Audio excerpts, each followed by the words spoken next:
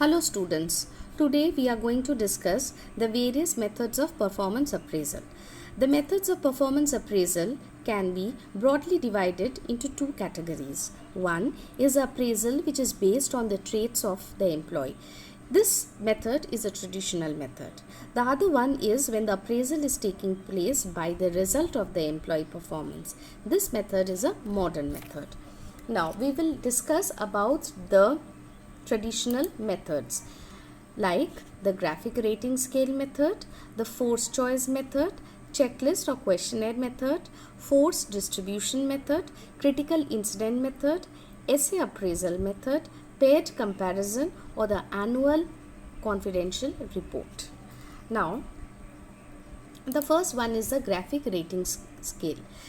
As the name suggests, it is a rating scale where there are two factors which are taken into consideration. One is the employee characteristics and the other one is the employee contributions. Okay.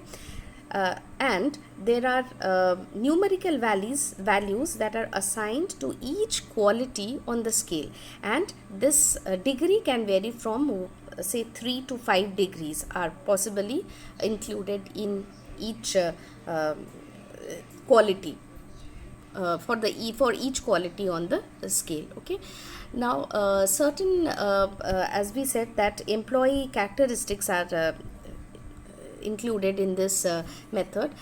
These characteristics can be creativity, knowledge, discipline, emotional stability, leadership, ability, initiatives, etc. Now, employees are judged on the range of various parameters like below average, average, then satisfactory. Okay, so it's a 3 rating scale. It can be a 5 rating scale also. The second one is the force choice method. As the name suggests, it is a choice which is forced on the rater so as to minimize or reduce the possibility of rater's bias. And how do we do that?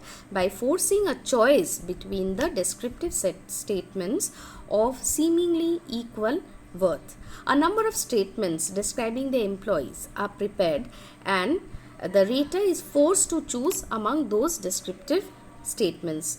These statements can be either favorable or can be unfavorable, but the rater does not have any choice. Also, if he feels that neither of the statements are applicable, but still he has to choose one. Again, as I said, this is done to avoid the rater's bias. Then the third one is the checklist. As the name suggests, checklist or questionnaire method will consist of a list of questions. Okay, and a series of questions are prepared. These questions concern the employee and his behavior, and the employees and the rater has to answer it in either yes or no. And on the basis of the checklist completed by the rater, the rating is made by the personnel department.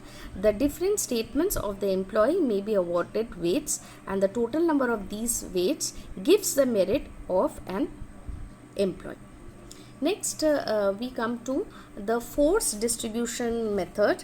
In the force distribution method, as we know, the rater is again asked to appraise the employee on the basis of a predetermined distributed scale.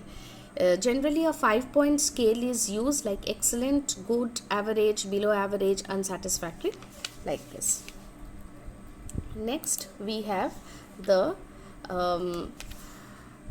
essay appraisal method, which is also known as the free form method, and it involves a detail of the performance of the employee which is provided to the superior. And then there is the annual confidential report. This method is generally conducted by the government organizations, and it has 14 items or criteria for evaluation. Some of them are like attendance, initiatives taken, technical skills, leadership, reasoning ability, judgment or decision making ability, integrity, etc. The paired comparison. Then we come to the paired comparison method. As the name suggests, here two people are compared with each other. The performance of them are compared with each other.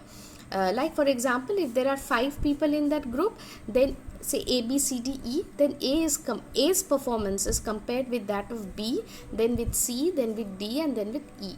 So if each one's performance is compared with the rest of the 4, and finally we come to a conclusion that who is the best performer and who's the least performer. Okay.